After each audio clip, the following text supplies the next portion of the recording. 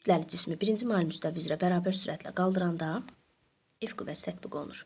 Həmin cismi ikinci mail müstəvi üzərində bərabər sürətlə qaldırmaq üçün nə qədər qüvvə tətbiq etməliyik?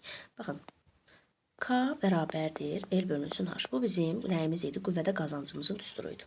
Amma F isə nəyə bərabərdir? H bölünsün L-ə. Düzdürmü? Hər ikisi üçün ortaq olan nədir? Bunların hündürlükləri. H hündürlüklərindədir ikisi də. Bu zaman F ilə L tərs mütənasib asılıdır.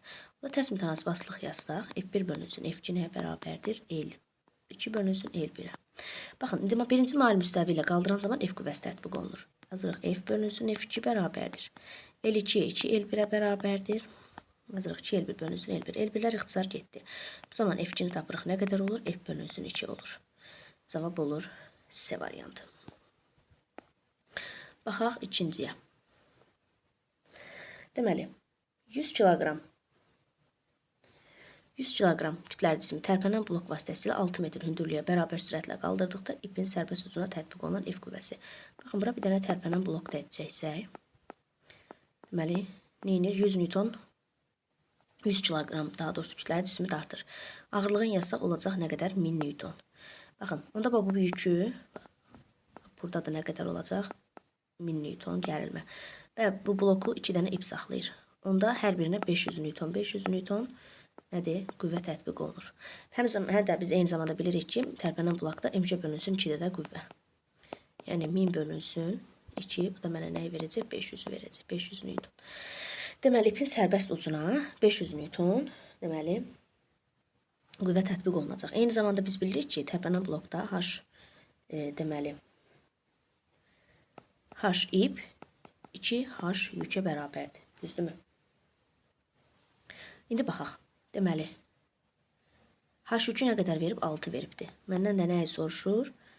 Deməli, ipin sərbəst ucunun yer dəyişməsi. Yazırıq 2 vurulsun 6 nəyə bərabərdir? 12 metrə bərabərdir. Deməli, cavab olacaq 2-də Y variantı. Baxaq 3-ə. Kütləli yük sabit 2 metr bölü saniyə kvadrat təcillə aşağı hərəkət edirsə. Baxın, bu yük aşağı doğru hərəkət edirsə, A nöqtəsi hansı təcillə və hansı istiqamətdə hərəkət edəcəkdir. Bu sistemdə bir dənə tərpənən blok var, bir dənə tərpənməz blok var. Ona görə də sistem 2 dəfə qazanc verir. Ona görə mən yazıram ki, A ip nəyə bərabərdir? 2A yükə. A yükü mənə verib 2-dir. Yerinə yazıram 2 vurulsun 2 bərabərdir 4-ə. İndi məndən deyir ki, baxın, bu A nöqtəsində, yəni bu ipin təcili nə qədərdir? İpin təcili oldu 4 metr bölü saniyə kvadratı. Və mən bu M kütləli cismi aşağıya doğru dartıramsa, onda A yuxarıya doğru hərəkət eləyəcək. 4 metr bölünsün saniyə kvadratı təcillə. İndi baxaq 4-cü məsələyə. Çəkisi nəzərə alınmayan çubuq üfüqi vəziyyətdə tarazlıqdadır. Dayağın reaksiya qüvvəsini hesablayın. Dayağın reaksiya qüvvəsi budur. Deməli, dayağı gətirib mən bura qoydumsa, o zaman avtomatik mənim reaksiya qüvvəm nəyə bərabər olur? 0-a bərabər olur. Onda gəlin, deməli, mən dayağın reaksiya qüvvəsini tapmaq üçün bu naməlum olan F-i tapmalıyam. Bunun üçün də gəlin yazaq. F vurulsun, momenti yazmalıyam. 1, 2, 3 dama məsafədədir. 21 vurulsun. Deməli, 1, 2, 3, 4, 5 dama məsafədədir. İxtisar getdi 7. Buradan da F-i tapırıq. Nə qədər eləyir? 35 Newton edir. Deməli, mənim həmin bax bu qüvvəm nə qədərdir? 35 Newtondur. Bizə bilirik ki, yuxarıya təsir edən qüvvələrin cəmi aşağıya təsir edən qüvvələrin cəminə bərabər olmalıdır. Yuxarıya N-lə 21 təsir edir. Yəni, üstə gələk 21 nəyə bərabər olmalıdır? 35-ə. Buradan da N-i tapırıq. Nə qədər edir? 14 Newton edir. Deməli, mənim reaksiya qüvvəm 14 Newtondur. İndi baxaq 5-ci sualımıza. Deməli, bir K cismi dayanıqlı tarazxanadadır. Bəli, mən müəyyən qüvvə ilə təsir etsəm, yuxarı qalxıb aşağı düşəcək və yenə öz əvvəlki vəziyyətinə qayıdacaq. Deməli, birinci ifadə düzgündür. L cismi mən müəyyən qüvvə tətbiq etsəm, o gedəcək və təkrar geri qayıtmayacaq. Ona görə dayanıqsız tarazlıq halındadır. Deməli, M cismi isə fərqsiz tarazlıq halındadır. Cavab olacaq 1, 3 və 6. İndi baxaq 6-ya. Kürələrin daxilində boşluq var. Deməli, birinci kürə dayanıqlı tarazlıqdır. Yox, birinci kürə, baxın, ağırlıq hissə, kütlənin daha çox olduğu hissə yuxarıdır.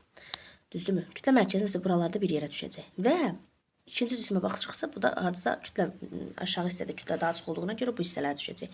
Və dayanıqlı olması üçün potensial, deməli, potensial enerji və yaxud kütlə mərkəzi yerə daha yaxın olmalıdır. dayanıqlı olması üçün. Birincisi ona görə dayanıqsız tarazlıq halındadır. 1-ə getdisi. İkinci daha yaxın olduğuna görə dayanıqsız tarazlıq halında olacaq. Daha doğrusu dayanıqlı tarazlıq halında olacaq. Kütlə mərkəzi yerə daha yaxın olanda dayanıqlı tarazlıq olur. Üçüncü isə fərqsiz tarazlıq halındadır. Deməli, birinci kütlə mərkəzi və kütlə payı daha yuxarıda daha çoxdur. Ona görə də kütlə mərkəzi yuxarılarda bir yerdədir. İkinci cisimdə isə aşağılarda bir yerdədir və əgər kütlə mərkəzi yerə daha yaxındırsa, o daha dayanıqlı olur. Ona görə ikinci kürə daha dayanıqlı tarazlıq halındadır. Birinci dayanıqsızdır, çünki kütlə mərkəzi daha yuxarıdadır. Üçüncü isə fərqsiz tarazlıq halındadır.